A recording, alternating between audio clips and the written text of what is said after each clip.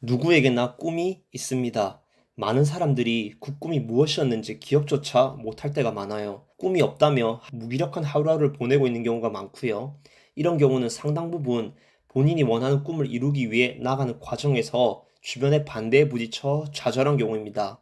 예를 들어 글을 쓰는 작가가 되고 싶었지만 작가는 먹고 살기 힘들어 라는 말에 내 꿈에 대한 부정적인 인식이 어느새 생겼고요. 그 꿈을 향해 나아가는 것 자체가 두려운 상황인 거죠. 그런데 여기서 생각해 보아야 될 사실이 있는데요. 작가로서 먹고 사는 것은 힘들어 라고 부정적으로 말하는 그 사람은 작가에 대해 얼마나 알길래 그런 말을 하는 것일까요? 그 말을 통해 알 수 있는 사실은 딱 한 가지. 그 사람은 어떻게 해야 작가로서 성공하는지 모른다 입니다. 그리고 또 한 가지 유념해야 되는 것은 부정적 의견을 내는 사람들은 불안하다는 것입니다. 특히 현 2030 세대의 부모님 세대들은 IMF 사태를 경험했기 때문에 안정성에 대한 강박이 그 누구보다 심한 세대입니다. 그렇기 때문에 공무원과 같은 직업에 긍정적으로 편향된 인식을 가지고 있는 반면 프리랜서나 자영업과 같은 직업에 대해서는 부정적으로 편향된 인식을 가지고 있는 경우가 많습니다. 그렇기에 여러분들이 그들의 불안감을 자극하는 어떤 꿈을 꾼다고 했을 때 여러분들의 꿈을 반대할 수도 있는 것이죠. 부모나 배우자가 여러분들의 꿈에 대해서 불안감을 느낀다면 거기에 대해 충분히 대화를 하면서 그들의 불안감을 해소할 수는 있을 겁니다. 하지만 그 과정을 필요하다 할지라도 그들의 의견을 꼭 수용해야 되는 건 아닙니다. 자영업이나 프리랜서에 대해 부정적인 편향 같은 것들은 이미 대한민국 사회 전반에 집단적으로 형성되어 있는 것이죠. 그렇게 집단적으로 편향된 의견을 수용하고 살아가다 보면 결국 경쟁은 치열하지만 물질적, 정서적 보상이 미약한 일을 선택할 수밖에 없습니다. 당연히 인생이 불만족스러워질 수밖에 없겠죠.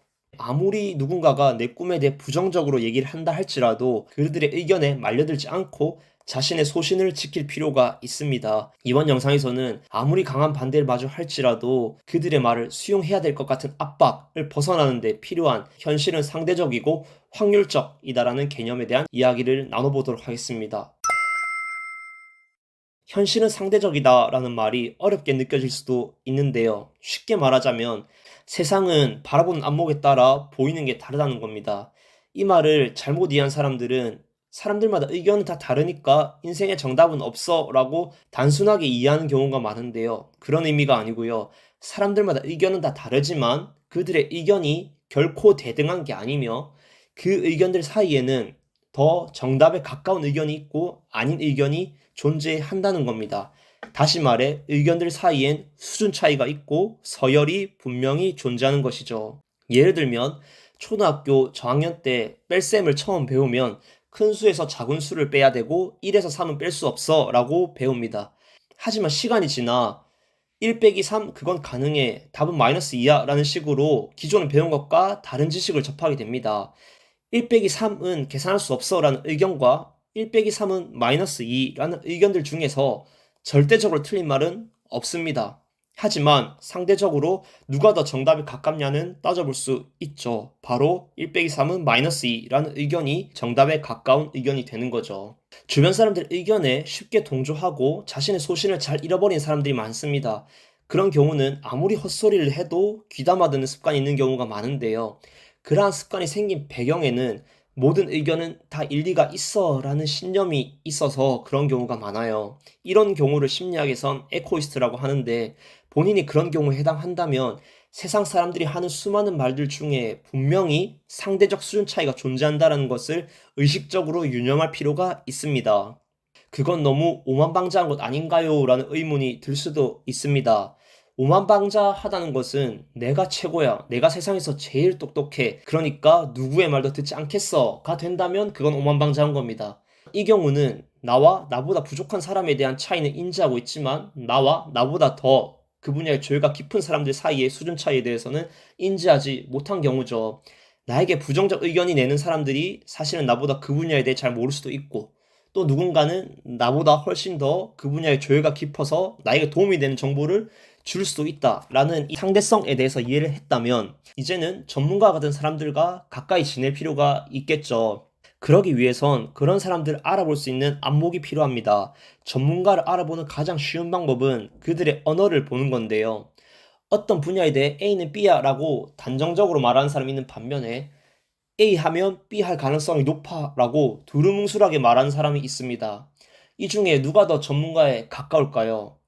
많은 사람들이 단정적으로 말하는 사람들 보고 아, 저 사람은 저 분야에 자신이 있나 보다. 저 사람이 전문가인가 보다라고 착각을 많이 하지만 실제로는 단정적이지 않고 두루뭉술하게 말하는 사람이 전문가일 때가 많습니다. 예를 들어 최근 문제가 됐던 싱크홀, 이 문제에 대해서 뉴스 인터뷰를 하고 있는 대학 교수님들의 말을 보면 싱크홀이 발생한 지역의 지반이 약해진 것에 대해서 이번 지하철 공사의 영향을 완전히 배제할 수가 없습니다. 이런 식으로 두루뭉술한 화법을 씁니다.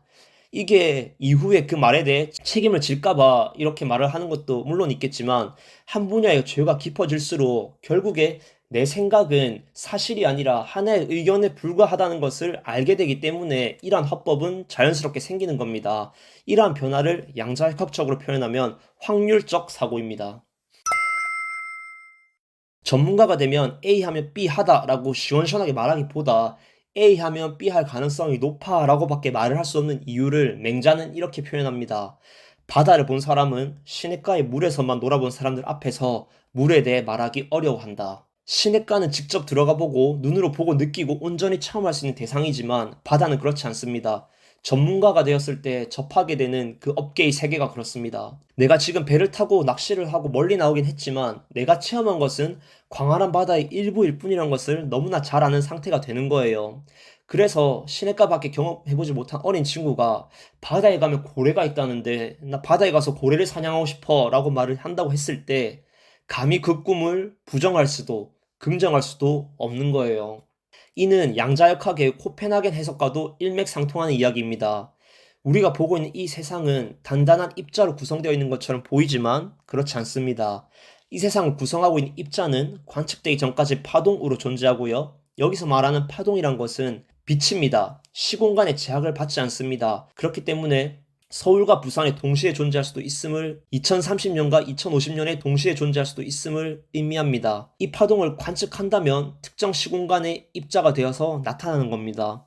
이러한 현상을 두고 입자는 관측하기 전에 다양한 가능성의 형태로 존재한다라는 해석, 이것이 바로 코펜하겐 해석입니다. 이러한 해석을 토대로 생각해 볼 수 있는 사실은 우리의 미래는 정해진 것이 아니라는 겁니다. 여러분이 작가로 성공할 수 있는 가능성과 그렇지 않은 가능성 모두 공존하고 있는 것이죠. 제가 여러분들에게 무조건 성공할 수 있습니다 라고 확신을 심어주지 않고 다양한 가능성이 있다라고 말을 하는 이유는 누군가의 의견을 꿈을 이루는 원동력으로 삼는 습관이 남아있는 이상 계속해서 부정 편향된 정보들에게 휘둘리고 고통받을 수밖에 없기 때문이에요. 부정적으로 편향된 정보에 휘둘려서 좌절하고 싶지 않다면 긍정적으로 편향된 정보에 취해서도 안 되는 겁니다. 긍정 편향된 정보를 원동력 삼아 꿈을 향해 도전하는 것은 미래에 대한 기대가 지나치게 선반영된 주식시장과도 같습니다. 부정적인 정보 하나에 버블이 꺼질 수 있고요. 잃어버린 30년 같은 저성장, 침체기를 경험하게 될 수도 있어요. 내가 꿈을 이룰 수 있을까라는 말에 내어놓을 수 있는 가장 수준 높은 대답은 모른다. 성공할 수도 있고 아닐 수도 있지인 것이지 이렇다 저렇다라고 대답하는 것은 정답이 아닙니다. 그리고 이것보다 더 좋은 것은 애초에 저런 질문을 던지면서 누군가에게 여러분들의 꿈을 평가할 기회를 주지 않는 겁니다. 그러기 위해선 남들이 여러분들보다 더 잘 알고 여러분들에게 도움이 되는 정보를 시원시원하게 지어주며 여러분의 꿈을 지지해 줄 거라는 기대를 내려놔야 돼요. 혹시나 내가 이 꿈을 향해 도전하는 게 맞을까라고 고민이 들 수는 있죠. 그럴 때는 남들 의견을 기준으로 삼아 결정을 할 게 아니고요. 내가 정말 이걸 원하는 게 맞나? 라고 스스로에게 물어보고 판단해야 될 문제입니다. 내가 정말 원한다면 도전하고 아니라면 더 원하는 그 무언가를 향해 방향을 틀어야겠죠. 다만 그 과정에서 막막한 순간들이 당연히 있을 수 있고요. 누군가의 도움이 필요한 날들이 당연히 있습니다. 그럴 때는 내가 이런 상황인데 어떻게 헤쳐나가는 게 맞을까라고 질문을 해야 되는 것이지 내가 이 일을 계속하는 게 맞는가라는 중대한 질문을 남에게 던져서는 안 되는 겁니다. 그건 여러분들이 어떻게 하느냐에 달려있는 문제니까요. 그래서 다음 영상에서는 여러분들의 인생의 큰 위기를 맞았을 때 어떻게 해결해 나갈 수 있을지에 대해 이야기 나눠보도록 하겠습니다. 루크엠미 채널 구독하시고 영상 놓치지 않으시길 바라고요. 이번 영상이 도움이 되셨다면 좋아요와 댓글 부탁드립니다. 이상 루크였습니다. 감사합니다.